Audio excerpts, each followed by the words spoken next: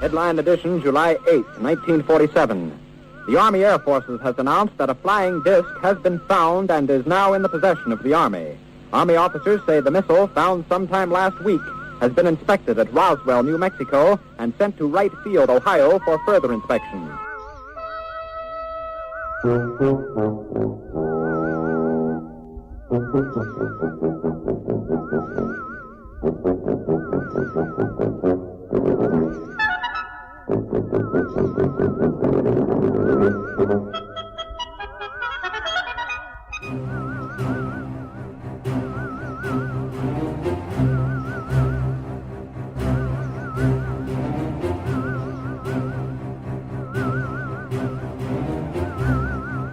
Welcome to UFO Buster Radio with your hosts, Manny Moonraker and Big O. Welcome to UFO Buster Radio with your host, Manny Moonraker and Big O. This is episode 20. Hey, Manny, how you doing? Hey, I'm doing great. Episode 20. We got quite a bit to talk about this time. Yeah, we got some information, some newly released information, and some information around the world. So what's going on? Well, I think the first thing we need to do is, again, thank Ronnie Dawson for sharing his experiences with UFOs in the last episode. Yep, I appreciate Ronnie, and he's been on UFOBusterRadio.com, posting up links and continuing the progress, which is great. So if you want to see him continuing the talks and the progress, visit UFOBusterRadio.com. And the best thing is that as soon as his book is published, we're going to go ahead and kind of get out there and really help him promote it, because the information in there, it's important.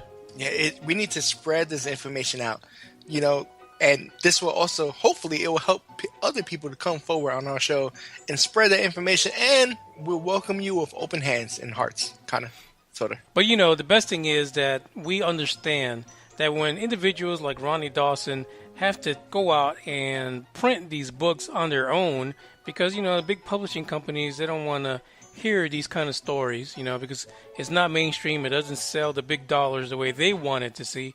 So we're going to be here to help people like Ronnie Dawson get their story out if they feel like self-publishing. Also, if you have a book, an experience that you want to get published, or you're writing a book, feel free to contact us. If you have a movie that you want to throw out there about UFOs, paranormal activity, that you just want to get it out there, feel free to contact us. That's what we're here for. Mm-hmm. Yeah. And by the way, at the end of our, was it the last show that we mentioned about independent musicians, yes, contacting us so that we can use their music and kind of promote their music also. So we do have one this episode, and we will play it at the end of the show. This individual is coming straight out of Berlin, Germany, and Big O will let you know about his track at the end of this episode. I heard the track just before we started recording the show, and it sounds real nice.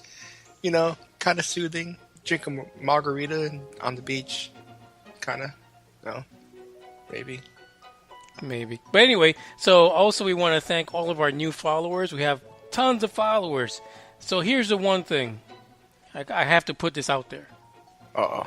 So we do have a telephone number for the show. Now, of course, the telephone number is from the United States, 972 area code. So we've noticed that we have a lot of followers who are in Europe, the Middle East, Asia, South America. So if you want to contact the show, you don't have to use that number.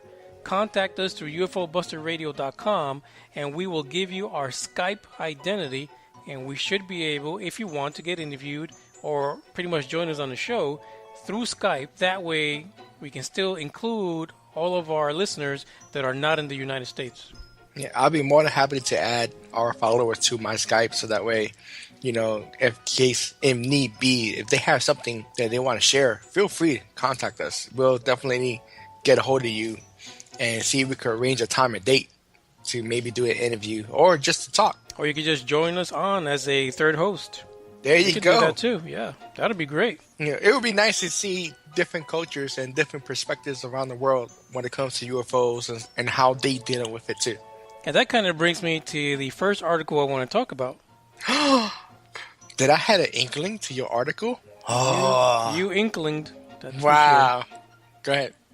So the first one is a CNN article that was published, I believe, like 2 days ago, and it's titled "Looking for Answers on UFOs/Aliens." So, of course, one of the first people to talk about was Travis Walton, which I happened to meet a few weeks ago.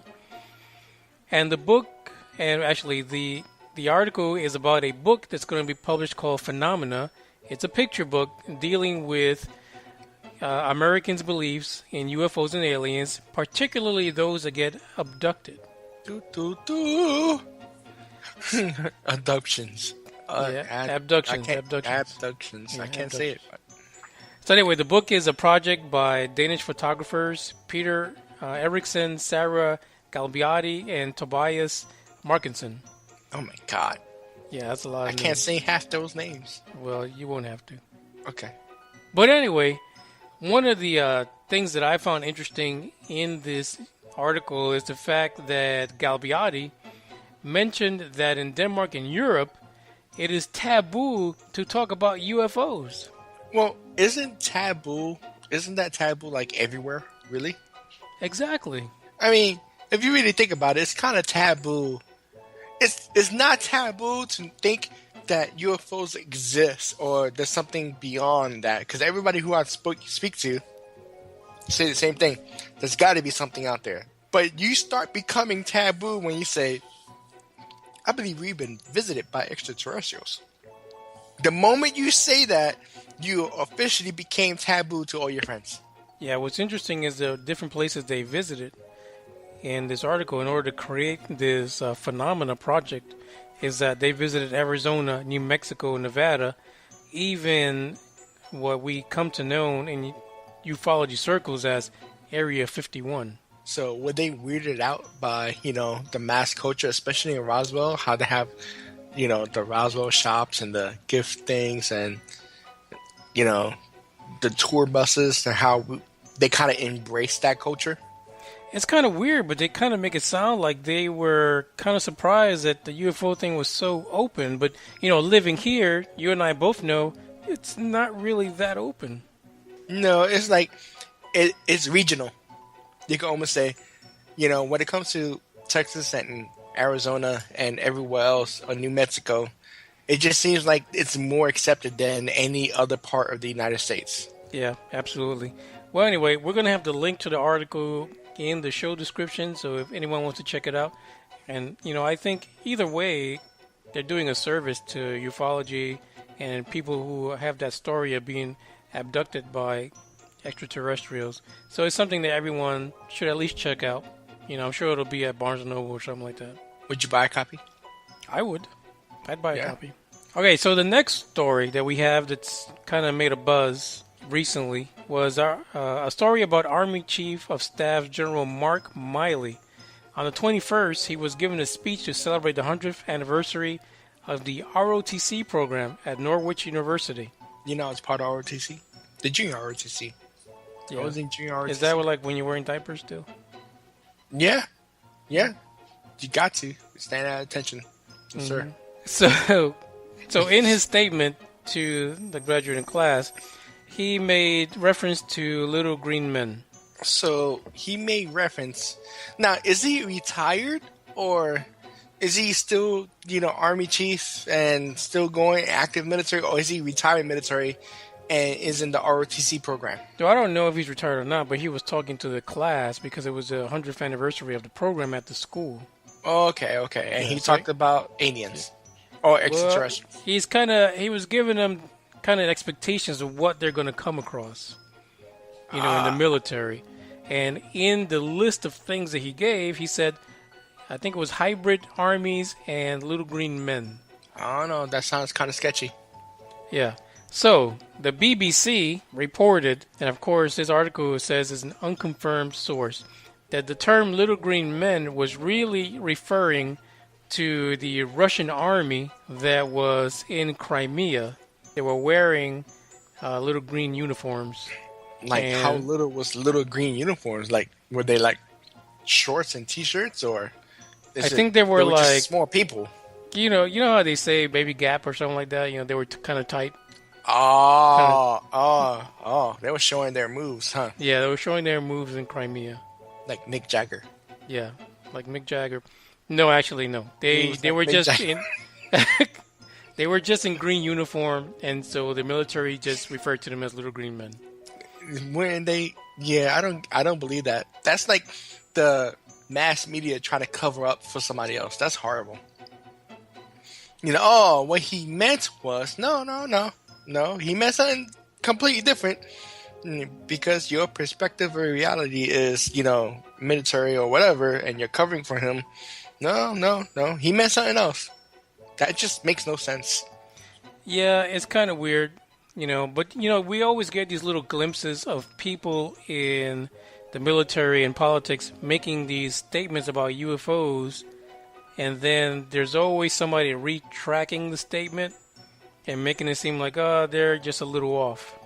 Yeah, that's not what he really meant. What he really meant was blah, blah, blah, blah, blah. No. If you take literally what he meant, that's what he meant. Yeah, I don't get it. Yeah, I don't get it either. And, as a matter of fact, there is a story about George Bush Sr. making a UFO comment when his son Jeb Bush was running for office. Yeah. But that's the Bush. You don't believe anything he says. Anything that whole family says, just weird. Everything is just off. Nothing solid behind them at all. Hell, I don't think that family's playing with a full deck anyway, so we're good. So, other than that, what kind of news do we have for people coming up for UFO Buster Radio? Oh, so check it out, everybody. We are coming up with a little store. We shall be coming out really soon with Team Big O and Team Manny shirts and other stuff that we can get on the store that will be UFO, science related, and probably have some cameras so that way, because everybody has horrible taste in cameras. Your phones are not cameras, peoples. We're going to try to bring out that information. Oh, and survival stuff too. In case something happens, you'll be able to survive. And this all should be purchased through our website. So we're adding an online store functionality to UFOBusterRadio.com. And like Big O was saying, we're going to... Isn't that just what I said, though? Yeah, but I'm trying to give it to the people so that they know what you're saying. So, but that's what I said. Let me just translate it. So anyway, God. Work with me here. So the online store is going to carry UFO Buster Radio related merchandise. Did you say that? Yes. That kind of sounds better when I said it. Whatever. And on top of that, we're also going to offer other things related to the paranormal and UFOs. But we also want to include a part of the store that's going to be aimed towards, I guess you can say, helping social cause. Yes, because we believe, not only... I don't know what do we believe in, really. Little green men. Yes, we believe in little green men. In Crimea wearing like tight baby Gap clothes. Doing Mick Jagger moves. Right. But we also believe in helping everybody out, and it might be a cause for breast cancer when breast cancer month comes by, or, heart disease, or to help children around the world, whatever the case may be, charitable, we're here to help as best as we can. So right now we're working on the store, getting it together. As you can imagine, it's quite the task. But what we're going to ask from our listeners is to go to UFOBusterRadio.com, and in our shout-out box, go in there and shout out a charity that you like the most, so that we can start getting a list together of charities that we're going to effectively, once the store gets going, donate contributions to. And that would be awesome. I got nothing else to say. That's awesome. Yeah. I don't know if that's awesome to you guys, but the fact that we're able to help not only bring out become the median from the people who think they're taboo, from thinking they're, either visited, seen, or experienced some type of UFO or extraterrestrial experience, right? But we're also taking all this information and we're taking our newfound, I won't say fame, but our knowledge and our media base to actually help charities. That's awesome. And I'm gonna say this is all Manny's idea. Well, the other thing too is we don't want to be like the other. I don't want to point anybody out. So there's other websites out there that ask people for donations. We really don't want donations. If you get a product from our website, it's something that you want it for you. It's not a donation to us. But like I said, we're gonna take some of that and donate it to a cause. Wait. We don't mind donations. I mean, we really don't. We're not going to ask for donations, but if you feel like donating, that would be awesome. But keep in mind, we're going to mostly donate to charities, because even though my pockets and my wallet is thin, and I don't know about Manny's because I don't go into his financial stuff, but we're doing this because we just want to get the information out there, and it'll be awesome. Not only are we doing this, and I'm starting to get a passion for it, but to help other people as well along the line, that's double karma, I think. Good karma all the way around. I don't care what anybody says. So that's perfect. Like we were saying, to all our listeners not in the United States, let us know if you want to chat with us. We'll send you our Skype information, and we'll get you on the show, especially if you have some kind of experience you want to share. So, what's going on in the ozone? Big O! It's showtime!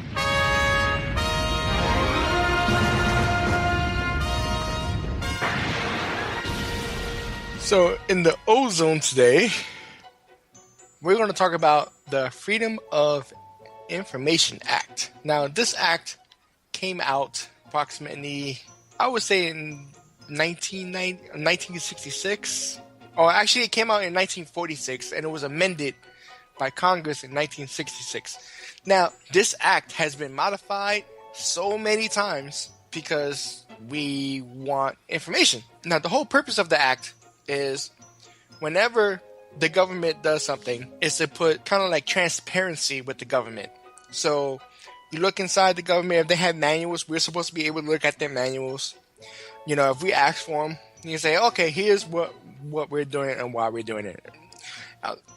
Now, it's been modified so that way, as long as it doesn't have to do with anything national security or anything like that, we should be allowed to see whatever they want us or whatever they're doing. Now, again, it's been modified so many times that is it really clear of what they're doing or what they allowed it to show us? Could they still withhold information? That's why a lot of these documents have been or is being released, because through the Freedom of Information Act, if they don't disclose that information, right, we can actually take them to court for them to disclose this information. Well, what's interesting about the whole thing is that there's been several acts amending the original act, and some of them are limiting or redefining what information can be disclosed to the public. Right, but it's almost like catch-22, right? We want transparency. Everybody says, "Oh, we want transparency. We want transparency," but freedom costs a lot of freedom costs a lot of lives and a lot of things. It's definitely, freedom is not free. A lot of people pay for that. Our United States military and our people in the services, thank you for being, in the military. Anybody who is in the military that's listening to us, I appreciate the freedom you give me. And I understand some of the hardship that you guys go through. Well, I don't even understand, but I appreciate what you do for us. And some of that information is restricted to protect them. And I appreciate that. Not all of that information can be released. But when it comes to UFOs and extraterrestrials, I don't understand why it's still being released. This is kind of like, I think, what Stephen Bissett has been trying to do as far as the truth embargo. His little thing that he goes, but I don't think he's going to court per se, but he's just going to Congress all the time. With that being said, though, understanding or somewhat understanding of the Freedom of Information Act, it's been modified so many times that in order for me to actually learn everything that's on the Freedom of Information Act, it's going to take me a good 2 or 3 days to read through, and then read through the amendments, and then read through any of the subcategories. And no, I'm blue collar. We don't do that. You need the high level. Yeah, give me the Cliff Notes. Through the Freedom of Information Act, something came out of it. Not too long ago, a document was released about the KGB. Now, there was an incident in 1993 of March 27th where the CIA received these documents later on after the KGB fell. And part of these documents was it had to do about UFOs and extraterrestrials. Like little green men that wear tight army uniforms? Actually, no, it wasn't little green men. It wasn't little green men. What it was, apparently, a UFO attacked a military base. Attacked. And once this military base was attacked, now, there's a couple of questions that I want to ask after. But once this UFOs attacked on a military unit, not a base, it attacked a unit. And in Siberia, 2 soldiers who get out of the rubble sees these extraterrestrials and they merge into one and somehow they survive. Now, this document, we're going to have a link to this document, but this is awesome. As you know, UFOs has been seen around the world, and I'm pretty sure that our government agency is not the only government agency that's actually looking at the UFOs and seeing it and investigating it, whatever. Now, this is something that has nothing to do with the United States, but it's been around the world, and we're still getting reports and documents. And this is fairly recent. You know, this is back in 93. And what is the cause of concern is they attacked. Why would somebody hide that? Well, see, the thing is with Siberia, of course, it's the KGB we're talking about. And so it's not something that they want the rest of the world to know about, especially if they can gain something from it. So from the link that you gave me, Big O, there is a copy of a document that was a CIA document of what they found within that original document. Yeah, 250-page file of the attack on the military unit. You know, not only is it a 250-page file, but it has documents of pictures and photos and everything. Now, how come they don't release that stuff? Is it because it's through another military government? Or is it because they don't need to? Because that's not what our military did. FOIA only really pertains to the U.S. government, so I'm sure that they couldn't, get the real deal from the KGB. But the report in it says that they actually downed the UFO and that there were little big head men with big black eyeballs. Yeah, that's like the typical UFO thing, like the Roswell alien picture. The grays, big heads, black eyeballs, whatever the case may be. It's fairly... Oh, by the way, these 2 survivors are still living today. The 2 soldiers who apparently came out of the rubble, which remain unnamed, but they apparently still live. You talking about the 2 alien soldiers? No. No, the people who reported it, they're still alive today. Well, they're probably in some Siberian jail anyway. Probably. Yeah. Dying. Yeah, the other thing, too, is Siberia has a huge drug issue. So you think, hallucinations? Maybe? I don't know, but, I've seen these special reports about a flesh-eating drug that's a low-grade heroin, and they like to use it a lot now because it's real cheap to get, but it eats away at the flesh, but the high is intense. That's one thing for like one soldier, but it was a unit of soldiers. It wasn't they share. Unless, no. People share needles all the time. One person is different than, more than one soldier. I mean, if it was a unit of soldiers doing drugs, apparently somebody would have noticed that their flesh is rotting. Really? No, I'm not saying they were using the same drug. All I'm saying is this real? Or is this another hoax? There was 23 soldiers. 23. Of which only 2 are alive. Yeah. 23 soldiers watched the whole thing. It don't work. It don't work that way. If it was one soldier, what happened to the other 21 soldiers? Right. Exactly. Now, considering though, what they do, they shot down the UFO. What were they protecting? What were they doing? What was they doing to get the UFO's attention? I think there's a huge backstory that's being untold, right? As with anything that has to do with the government, Like, we only seeing small glimpses of what they really were trying to do. And that's the part that worries me. Because you have possible extraterrestrials coming into our society, and the only thing they've seen is military people doing backhanded stuff, or trying to steal information or try to gather information or being hostile. Imagine now if you're visiting another planet and the only thing you've been doing, even though you're somewhat peaceful, is being attacked and preyed upon. But yet, there's only that small population, but you're going to only think that their entire population is that way. Would you become hostile? I would. I mean, there's a lot of reasons for extraterrestrials to be guarded, and especially if we're seen as a scientific experiment or ways of gaining knowledge of our human anatomy or physiology or whatever.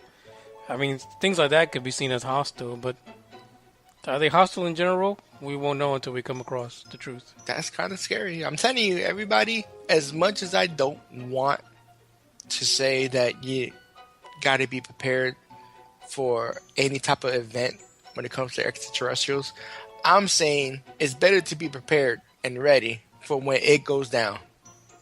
So, get your survival stuff ready. Be a prepper if you want to. I'm a prepper. Getting ready. Got a bow and arrow and everything. Like Big O is saying, the FOIA Act, yeah, it's important, but you really don't know what you're going to find. Is it true? Is it something they're using to kind of throw ufologists off track? You just never know what it is. It's kind of like freedom of information at your own risk. That's another thing. How real are these documents? I mean, can you prove that these documents were their legit documents?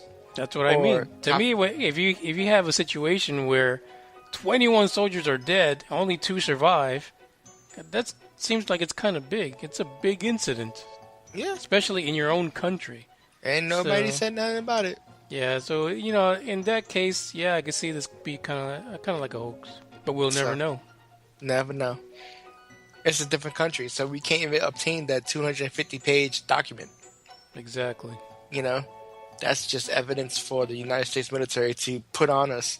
And then why release this information? I mean, granted, we asked for it, I guess. How did we even find out about this information? I don't know. It just seems all suspect now, in hindsight. So, if you have an opinion about this FOIA situation and the KGB article that we're listing in the show description, UFOBusterRadio.com, you can discuss the information with us, Big O, myself, and anyone else that's a member of the site.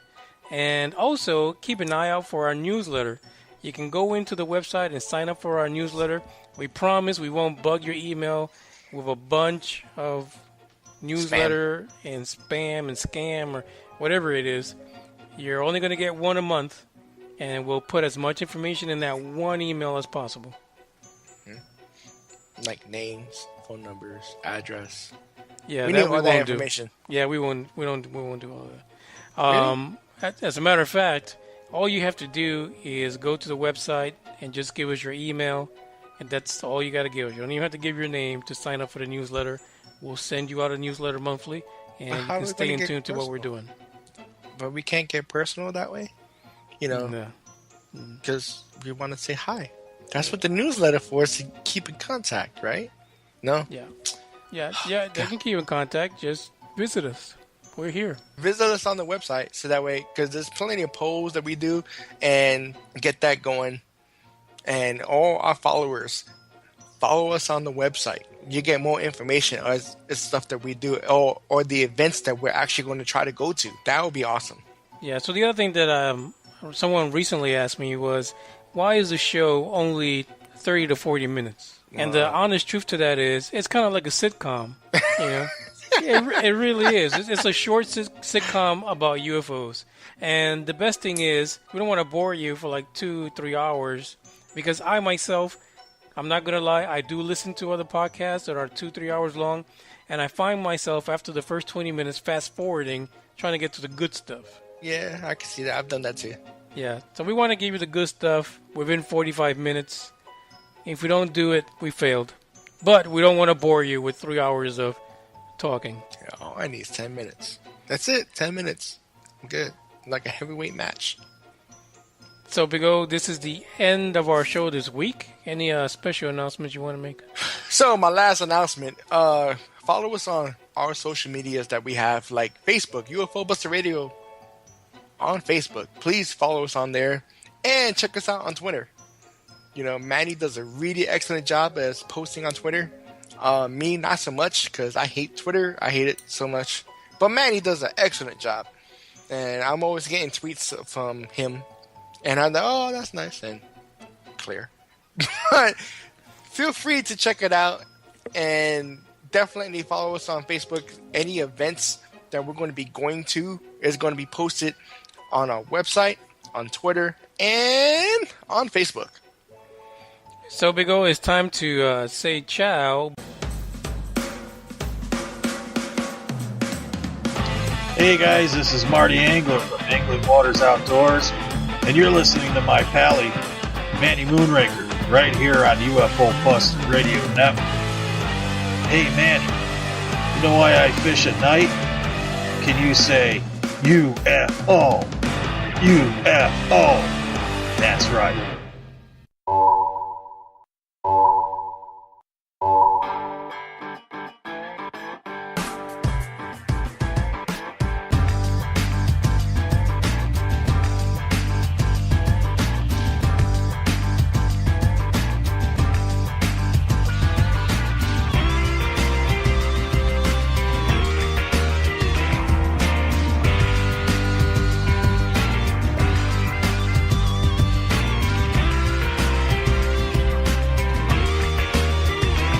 Welcome to UFO Buster Radio with your hosts, Manny Moonraker and Big O. Welcome to UFO Buster Radio with your hosts, Manny Moonraker and Big O. So, this is episode 21, and we have a special guest, right, Manny? Yeah, we have a special guest today. And by the way, we got an email from someone named Shannon who made a special request. What was the request? It was not to play background music during interviews. But you know, it would be cool if we play some disco or like, you know, some EDM, some old school baby. So we're going to oblige. And for Shannon, we're not going to play it during this interview because we have on the line Tobby from the Secret Transmission Podcast. Toby! Welcome aboard. Hello, guys. So what's happening, Toby? Well, not a whole lot. I had a weird sighting, and when I had my sighting, I was quick to let you guys know. So let me get this right. You had a weird sighting, and the first thing you thought of was Big O. Yeah, that's right. I thought of Big O. I thought this is perfect news for the ozone. Yeah, Big O is a sighting. I think it's under cryptozoology. Whatever. Oh my God. But see, now on my show, the Secret Transmission Podcast, we do talk about weird things, and we do touch on UFO topics sometimes. We did the Aurora, Texas Alien Fest. We were there. I got to meet Manny, and so we do talk about weird topics, but we're not any type of UFO experts. Well, we're not experts in anything. If you listen to our podcast, we even say that we're not experts in anything. Well, we're not experts either. Manny strives to be one, but no. Well, I figured you guys might know, or maybe someone might report some kind of sightings to you guys. So I figured I'd tell you guys and then let it go after that. Well, hold on. Before we get into the sighting thing, let's talk more about secret transmission. Like, what exactly you guys talk about. So that way it gives the viewers, or listeners, and viewers, because you're on YouTube, something to look at while they listen to the show. They're like, oh, let's check out secret transmission. And, give them a breakdown exactly what you guys go over. I like weird things. I'm a big fan of X-Files and Fringe and even the show Supernatural. So I wanted to learn more. And I found out about number stations. And they're just weird radio signals that you can pick up on a shortwave radio. And I just kept going and researching stuff. So we talk about conspiracies. We talk about cryptozoology. We talk about weird history. I mean, so far we only have 13 episodes out. Our latest episode was the superstitions episode. We just talked about every superstition that we could think of, and we went and talked about some of the origins of some of the superstitions. We've talked about the Bermuda Triangle and the deep web, just weird things that normal people don't look up, I guess. I don't know. Well, the Bermuda Triangle, I kind of know a little bit about that, actually, which is weird that I know a little bit about the Bermuda Triangle. I don't know anything else. But from my understanding, a lot of the incidents that happen with the Bermuda Triangle, I know about it, but I can't say it. Funny. But it's due to a lot of methane gas released in that area. That's one of the many theories of things. But I like the theory of that Atlantis is underneath the water right there, and they have some kind of big power generator. I don't remember what all it is, but there's some goofy theories out there of what causes the equipment malfunctions to happen. So, Toby, tell us a little bit more about your co-host, because you have more than one, don't you? Well, Kristen, who is my girlfriend, she's the other main co-host, but we usually rotate our co-hosts in and out. Just whoever's available, my friends, my family, we just grab them and say, hey, do some research on this topic, and then we're going to talk about it. Can you use a Big O on your show? I could use Big O on my show. I don't know how to do this, though, and record conversation. But once I figure it out, both of you guys are welcome to come on and chit-chat about weird stuff with us. Oh, we're ready. We'll be there. I'm on it. Whatever. It's going to go down. The Big O is showing his presence everywhere. That's right. So recently we had Ronnie Dawson on, and now we have you, Toby, because apparently Texas is turning out to be like a hotbed of UFO activity. Right. And what's weird is it's after this Aurora, Texas festival. Have you noticed that? It makes me wonder if there's something about, the anniversary of that happening with all these weird sightings. Well, it also could be something that it just made you more aware of your surroundings, It brought you in a situation where you're now looking and wondering more and looking up in the sky more, which is great in reality because the Aurora, Texas makes you more aware. Well, see, one of the things that I've done research on that we haven't done an episode on our show is the chemtrail. And I also work in the oil field, so I'm always out in the open, and I can always see planes flying over, and I don't have an opinion on what the chemtrails are exactly just yet. I need to do more research on it. But so I'm always kind of looking in the skies. My incident that I had this past week, it was a lot different because it was starting to get dark already, and we were coming home from the grocery store. I think it was between like 8:30, 9 o'clock or so, and we were driving. We were headed south, going to our home, and I noticed this one light, and it looked like a star, and I was like, geez, that's just a really bright star. And I pointed it out to Kristen. I was like, look at that star. It's really bright. We started coming up over the hill, and then we saw another light. So there was two of them. And I was like, weird. Look how close those stars are. Look how bright they are. We kept going and getting closer up over the hill, and then we saw 4 in total. And if you were looking at a face of a clock, they were positioned at 9 o'clock, 8 o'clock, 7 o'clock, and 6 o'clock. And it was just like a quarter of a circle, and it was so weird. And I started telling Kristen, take a picture of that, because the other thing is, they were staying completely still. They were not moving, they weren't blinking, they weren't doing anything. They were just bright lights, just sitting there. You heard any sound coming from them or anything like that? Because apparently you was driving. Yeah, I was driving. We probably had the radio on, or I don't really remember.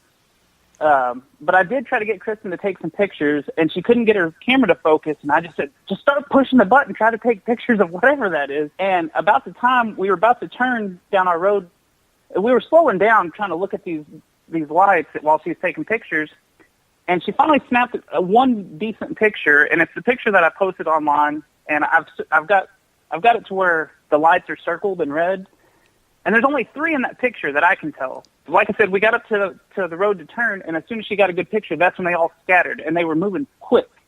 And I redrove that road the other day, and I hit a timer, and it takes almost from about where I think I originally saw the light, it took me about a minute to get to the place where we turned when the light started moving.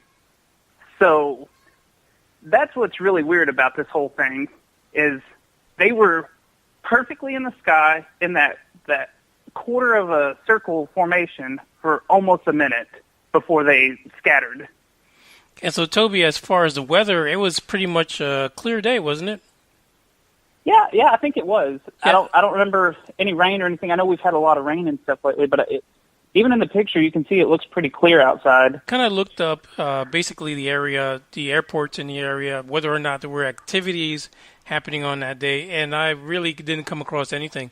So there wasn't any aerial shows, there wasn't any major, backlog of flights in the local airports between the two cities that you mentioned. Right. So the skies should have been pretty clear. Now, I know in Gainesville, where we're from, there's a small little bitty airport, and then somewhere in Denton, the direction we were facing, I think there's another small airport somewhere in that area. Yeah, Denton has a municipal airport also. Right. So that's what I thought at first, was maybe it's an air show. But I come back to that point of those four lights sat there for over a minute without moving. I mean, they look like stars positioned in the sky, or a picture of stars positioned in the sky. They were not moving. They were just in that position. That's interesting. So here's what I want you to do. In the link that you probably posted, I didn't get to see the link yet, but time, date, location, and to see if we can get more people to collaborate with your story, so that way we start putting little inklings that, oh, we saw that too. You know, it's not just, next thing you know, it's going to be like the Phoenix incident. Oh my God, we saw those four things too, you know, and finally somebody's coming out with it. Right. And that's exactly why I went ahead and posted it. I did actually on the picture write my little story on it, saying that it was on May 4th and what time it was between, and kind of gave just a little bitty story of what happened. Okay. And I've turned it into a couple of, I think it's the website, I'm going to forget it, and I really wish I would have looked it up. I think it's called TexasUFOsightings.com. I posted it to them just trying to see if anyone else saw this and thought it was, odd, because, again, it was really strange. That I keep going back to, it couldn't have been planes, because planes can't sit in one spot for over a minute like that. There's no way. So, Toby, one of the things that we heard a couple of times being at the Aurora event from people that have had these incidents is that it kind of changes their perspective on the UFO topic. So do you look at these a little bit different now that you have kind of like your own sighting? Well, I've always, I'm like the X-Files. I've always wanted to believe in UFOs and stuff. So this kind of gives me, if it wasn't a UFO, it's something really odd and strange. So it still gives me like a little bit of belief, I think it helps the belief anyways, because it was a weird sighting. I can't tell you. I really want someone else to be like, yeah, I saw those lights. It was strange, wasn't it? That way I'm not sitting here thinking I'm crazy or something. But I do have my girlfriend who saw everything too. Well, usually a lot of times it'll take a couple of weeks before people actually report some of these sightings. Right. Yeah, like after they talk with people, kind of get everybody's input. Now, the good thing is that you actually was not alone. You actually have an adult next to you that can kind of collaborate and say, hey, I saw this too. Now, unless they're feeding into your illusion, unless they're like, oh yeah, I saw it too. Oh my God, no, don't.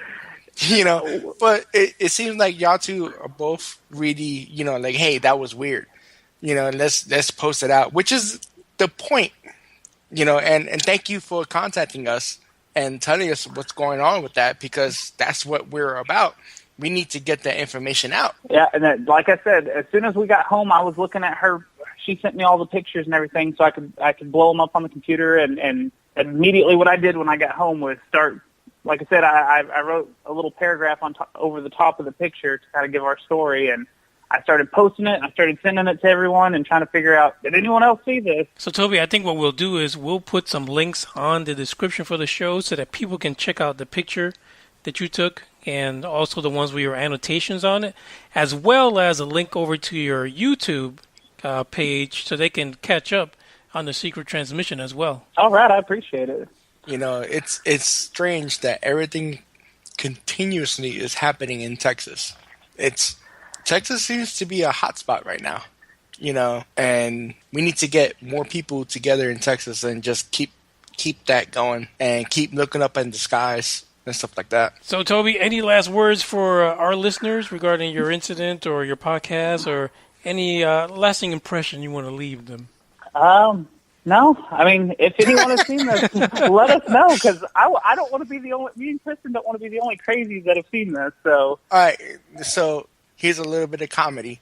So Toby was actually the one who liked the Big O segment. In case anybody didn't catch that, Toby was the one who's wanting a T-shirt. You know, if I ever make one, so he's going to get the O gear. And, you know, I'm not saying that he's my biggest fan, but he's the fan that I know of right now. Right. This is like the Matrix. Toby is the one. He is. Whatever. I would proudly wear a Team Big O T-shirt. Damn right. Let that go.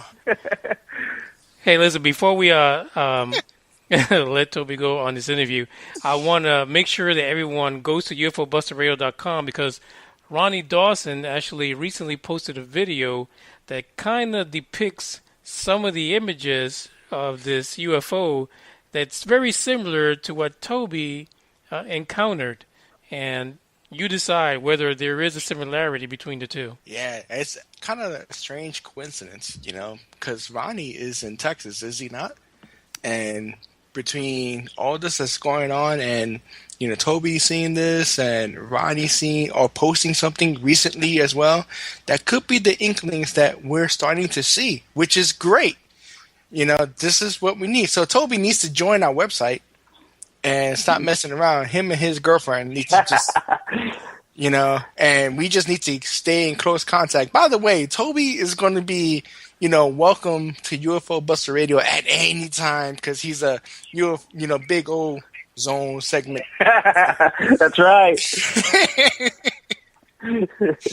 Well, Toby, we thank you for your time today. Thank you for having me on, and thank you for plugging all our podcasts and our YouTube and stuff. We really appreciate it. We're not plugging. We're okay.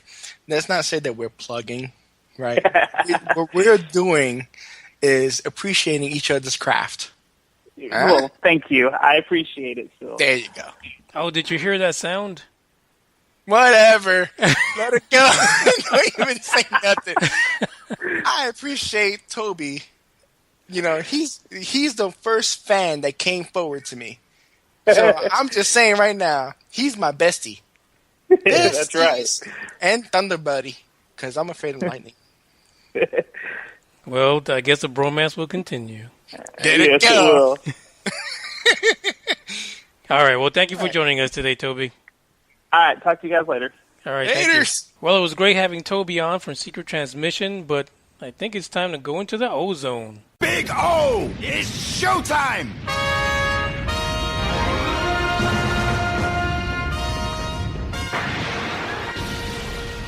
Today on the ozone, I'm actually going to talk about NASA a little bit. Just a little bit.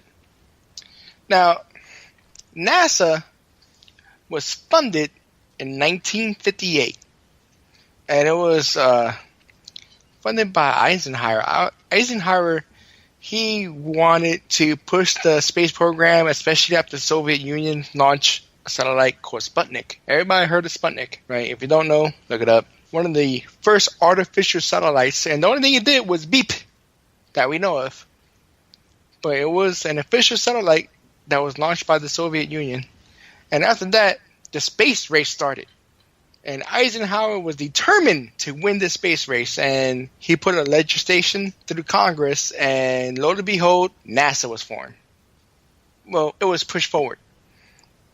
Now, a whole bunch of acts started coming out, you know, the Space Act and blah, blah, blah, and all kinds of crazy stuff. Basically, if you really look at what the purpose of NASA is to kind of further human and mankind, and also look at possibilities of looking at different minerals and other aspects, because we're destroying our supply here.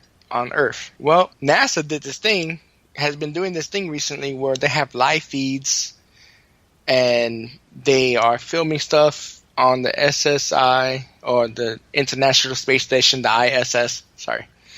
And every time something strange comes up, the transmission just automatically cuts off. And that leaves them into a lot of criticism. It seems as though the transparency of NASA has never been there since 1958. And understandably, they're probably working on all kinds of crazy stuff. You know, just between furthering mankind and national security, or whatever which way you want to spin it. You know, there's some things that they just probably don't want us to know yet. Well, it almost seems like NASA basically is the face of what normal spacefaring civilians or society should be looking at. You know, this is how we should look at space, when everything happening in the background is what's really happening. Which is correct. You know, I'm trying to figure out what's, at this point of age, what is NASA's true purpose? You know, what are they trying to do? What are the goals? What are the real achievements?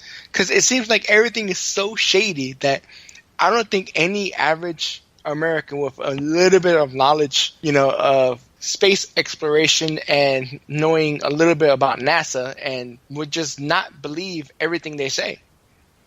Yeah, it just makes no sense to me. Especially when you have astronauts who are coming out saying, hey, I've seen this in space, I've seen that in space. Yeah, we believe there's extraterrestrial life, and yeah, we're thinking they're coming here. So why are you worried about digging up rocks on Mars? It seems like the focus is purposely avoiding stuff. And once again, they've been saying, and a lot of people have been coming forward, that NASA kind of hides stuff and, you know, not showing any type of UFOs or anything like that. They cut off live feeds. This has been going on for years, ever since. And it kind of brings me to a kind of impasse. If they really wanted us to not know anything, why would they have live feeds? It kind of tries to show transparency, but then again, it doesn't. You know, if they're cutting off these live feeds, if they are purposely, supposedly coming off of their live feeds, which so happens to always be around a UFO, why do that? Might as well just cut them all off and just do what you've been doing since 1958. Well, because you could basically say, hey, we're not hiding anything, but on the back end, they're pretty much delaying the feed. Right. I mean, it has to go through their server. It's probably, you know, kind of like how some of these radio shows that you and I listen to on the morning radio shows, that there's like a 5-second delay or a 5-minute delay or whatever the case may be. But the point is it the FDA delay? There's like a 5-10 second delay, whatever. But still, you know, they see whatever they're going to see first. And if nobody catches it, or somebody makes us think about it, automatic cutoff. That could be the case. And doesn't make it any better when every time there's a UFO, not saying that they're extraterrestrial, I'm not saying there is intelligent life behind the UFO. What I'm saying is every time there's a situation where there is a true unidentified object, right? It could be just floating, it's not really flying, you know, automatic cutoff. And they've been doing that since it started. Ever since it started doing the whole live feeds. So let's stop. Either NASA shut down the live feeds and try to, you know, ignorance is bliss, or come forward already. So recently, some of the stuff that came to light was information you found regarding the sun. You see, with the sun, I mean, there's so many weird things that's happened around the sun. I mean, could it be gravitational deflection? I'm not sure. It just looks weird. There has been circles. Now, recently in the Inquisitor, there has been a square object now in the past 6 months that I found that it's been in different spots, different locations around the sun. Now, if it was gravitational deflection, right, it will probably be in the same 2 spots every time. Something is on the other side of the sun that we don't know about, that's bending the light and blah, blah, blah, right? But that's not the case. Because if you look at this video, it's happening on all 4 corners of the sun in different spots every time. And really, it kind of looks like an edit, like someone went and blocked out that piece of video so you don't see what's on there. Exactly. Which is weird. Why would you block it out? Or why wouldn't you? Now, are they trying to start something to say, hey, there's a UFO here? Or is it NASA, which they have been known to do this, right? Not saying that they have done it, but, that is the conspiracy theory about this. They have been known to edit photos. Why edit? Aren't we as a society ready for this yet? Can we just move forward? We've heard it time and time again, the word ridicule, people just being uneasy in talking about this topic in public. So really, as a whole, it doesn't seem like it. It doesn't seem like people are ready to hear what's really happening out there. It's funny because that's the exact thing that I said when we first started this podcast. Now, I do believe that we're ready, but I also feel that as a society, we need to come to accept that we're not the only ones out here. I mean, mathematically, it is impossible for us to be the only life forms in this universe. Not galaxy, I'm talking universe. Now, mathematically, though it gets smaller when you come into intelligent life and sentient beings, and then you come into sentient beings who has the technology to travel, mathematically that equation does, or the end of that equation does come to, a very small number, but it still could happen. So mathematically, can we not say that it can happen and start looking for reasons of how or accepting? I guess it's hard really to work those numbers in your mind. So right now, they're estimating there's 100 billion planets just in the Milky Way only. That's 100 billion. Right. And it's always been the case of whether there's life on these other planets, definitely. There's definite life on other planets. Whether we can prove it or not, that's one thing. But mathematically, there's definite life on other planets. Now, there's always the question of, is there intelligent life on other planets? That's a whole different ballgame, and it also makes that equation a lot more complicated. And that end number, that answer number, does go down dramatically because there's more than one life tree that started and ends. So it could be so many different life forms, but are they intelligent? Or are they sentient enough? Or do they have any type of technology? We don't know. I mean, let's be honest. Even if you do the math on that, if you take, let's say, 5% of 100 billion planets and say that 5% has some kind of intelligent life form, that's astronomical. Now, take into consideration that that's 100 billion planets in one galaxy. We're saying the universe is comprised of 200 billion galaxies. Now, take 10% of that. I mean, the number is, as you would say, beyond the realm of possibilities of how much there really is out there and the opportunity for someone to find sentient beings. But the problem is that we're in one little corner of the Milky Way, and we have another 199 billion other galaxies out there. I mean, let's make it clear. We're not trying to say, your religion is wrong or anything like that. No. But what we're trying to be is not ignorant. Okay, we cannot be the only. That's like almost going back in time and saying everything revolves around the Earth. The sun revolves around the Earth and all the planets, and we are the center of the galaxy. That's going back to that stigma that we need to get away from. We need to go ahead and just push forward, push past any type of stigma that says that we're the only ones here, because we're not. I mean, I'm honestly saying, and you can hear, I can say the big O says, we're not alone.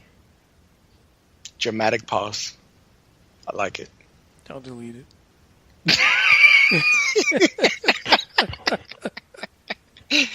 Well, yeah, like I said, I think it's just hard for people to fathom how big, the part of the galaxy that we're in, how big the Milky Way is and how many more Milky Ways there are out there, that even if you took one little blue planet out of each one of those 200 billion galaxies, that would say that there's 200 billion other planets just like Earth spread around the universe. and it's crazy, is that we're still finding life forms in hostile environment. It doesn't have to be a blue planet per se. I mean, we're finding bacteria in cyanide in lakes here on Earth that thrive. You cannot have the stigma of this is the goal, this is the model or mode of how life starts, which is completely not true. You know, you don't know. You don't have that equation or know for a fact that this is exactly how it happened, because that's not true. We're finding out today here on Earth there are different forms of life that we felt long time ago, not even that long ago. As a matter of fact, about 5 years ago, that could not live. We found life in the heat vents in the bottom of the ocean, hostile environment. We found life in lava fields or by lava fields of water full of sulfur. And now we found a life thick with cyanide inside lakes, bacteria. They're not intelligent, obviously, but still, you know, if you go with science, it's kind of hard to let that go. Yeah, it's going to just be one of those struggles that we continue to have to deal with until that one day when we have verifiable evidence that there is intelligent life beyond our solar system. It's going to be Independence Day all over again. You know, I'm a fan of that movie, but, you know, when it comes to movies like this, and it's weird that Hollywood does this, you know, come up with these crazy movies, but if you really think about it, we're so ignorant that that can actually happen, that we don't know. Well, Big O, I guess we've reached the end of our podcast for this week. And I want to thank Toby again for joining us from Secret Transmission. And if you want to take a tour over to Secret Transmission, they have a great YouTube channel. And again, you can listen to them on Stitcher and iTunes, and we'll have the link in our show description as well. Also, check us out on UFOBusterRadio.com. You know, feel free to join and start up discussions, and me and Manny are always on there. And check us out on Facebook and every facet of multimedia that we're using right now. We're trying to get the information out. And hit us up if you have any questions, if you have any answers. If you saw that same Texas thingy that Toby saw, hit us up. Also, keep in mind that we're going to be helping Ronnie Dawson promote his book and really making sure the word gets out there. But it's not just Ronnie Dawson, it's everyone else. Anyone out there that wants to tell their story about a UFO experience, any kind of a situation, a sighting, or an incident, let us know. We'll be happy to help. You know, there's a non-judging family. We don't judge you. We don't care. You know, well, we do care. But we don't... It's okay if you judge Big O. Really? Just gonna... Under the bus again with you. Anyway, we welcome you, and we want your story... We want to share your story so that way everybody knows. And what's going to end up happening is when you share your story, other people who hear our podcast is going to be there right with you. So you're never alone when it comes to this. That's what we want. So last but not least, we want to thank Shannon again for taking the time to write into the show. And we pretty much encourage anyone that wants to contact us to do so. We do have email now connected to UFOBusterRadio.com. So to reach me, you can do Manny at UFOBusterRadio.com. To reach Big O, it's a Big O at UFOBusterRadio.com. There you go. Reaching out, touching people. And since you've done your touchy-feely thing, I guess that's the end of the podcast. All right, from Big O and Manny, have a good day. Keep your eyes on the sky.